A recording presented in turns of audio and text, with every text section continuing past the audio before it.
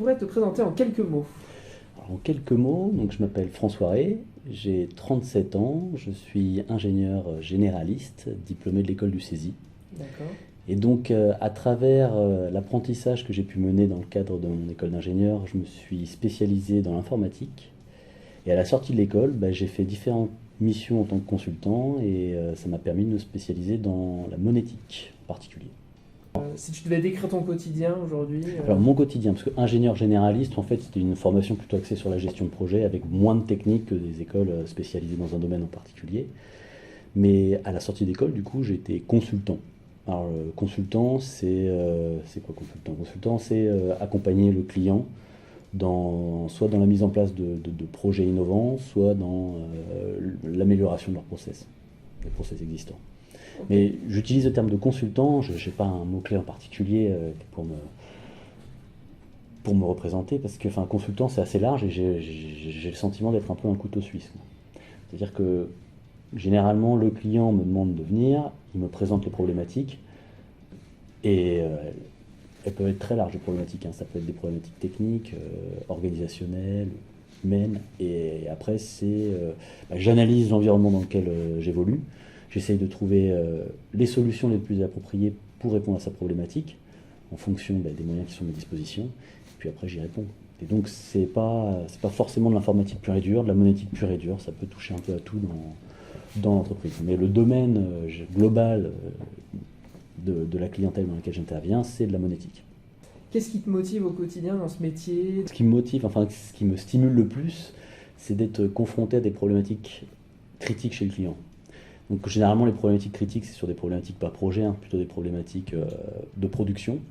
Et quand je suis confronté à ce genre de problématiques de production, bon déjà il y a l'adrénaline, puisque on a tous les projecteurs qui sont tournés vers nous, et il faut trouver la solution la plus optimum.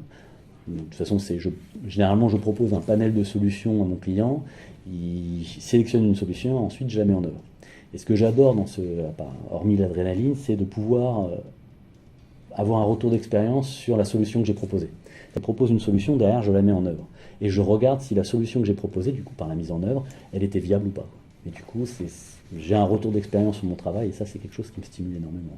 Chez Audentiel, qu'est-ce que tu apprécies aujourd'hui? Et c'est surtout pour ça que je suis venu. C'est ce qu'ils proposent, c'est quand même axé sur la technique. Et ça, pour moi, la technique, c'est le nerf de la guerre. Et du coup, je donne un exemple concret. C'est à chaque fois qu'on a fait des repas d'équipe, j'ai toujours été entouré d'experts purement techniques. Hein. Donc, c'est des développeurs, des architectes, des experts réseau, des experts QA, enfin, j'en passe.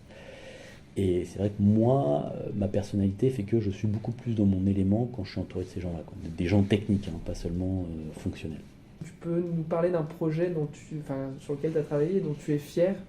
Et j'ai été missionné par une usine de paiement un peu dans l'urgence. Donc une usine de paiement, c'est une entreprise qui gère, on va dire, les moyens de paiement des différentes banques connues. Et donc là, c'était une usine de paiement qui gérait 3 grosses banques connues.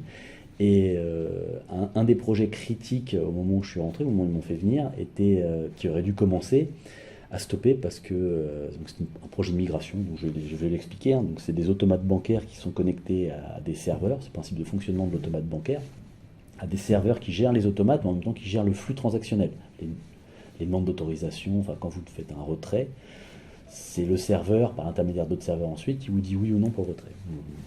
Schématiquement, c'est ça. Et le truc, c'est que ces automates devaient migrer sur des nouveaux serveurs. Et donc cette migration a été stoppée par les clients puisqu'il y avait trop de problématiques. Et je suis arrivé dans cet environnement un peu tendu, c'est ce que je disais, ces problématiques critiques où justement il faut répondre rapidement aux besoins. J'étais un peu livré à moi-même et puis je me suis immergé dans les différentes équipes pour essayer de comprendre comment fonctionnait la filière automate de bout en bout, les différentes problématiques qu'on a rencontrées, et puis ensuite, un peu comme je fais, avec les moyens du bord, les fournisseurs, en m'appuyant des sachants, hein, évidemment, c'est un travail d'équipe, je leur propose des solutions. Quelque part, j'ai porté les solutions, ensuite j'ai testé les solutions, ça par contre c'est moi qui l'ai fait de mes mains. J'ai testé les solutions et on a pu reprendre la migration, finaliser le projet. Est-ce que tu voulais nous citer une citation qui te porte, toi, aujourd'hui? Est-ce que tu en as une que tu préfères? Ça rejoint un peu tout ce que je disais, c'est une citation que j'ai détournée de Decathlon, de la pub Decathlon à fond la forme. Et du coup, je l'utilise souvent de façon ironique, Pour rappeler aux gens que la forme c'est une chose, mais que le fond est souvent plus important que la forme. Donc il faut s'atteler sur le fond pour pouvoir réussir, pour pouvoir mener à bien ces projets et les réussir. Et est-ce que tu as un péché mignon? Alors, je sais pas si on peut parler de péché mignon, mais actuellement, c'est vrai que ça peut changer, hein, mais actuellement, c'est vrai que je suis très porté sur le whisky. Ah. Dégustation du whisky, hein, donc je suis pas sur de la consommation de masse, mais c'est vrai que déguster des bons whisky, alors qu'avant j'aimais pas ça, c'est vrai que c'est pas désagréable et j'y prends goût.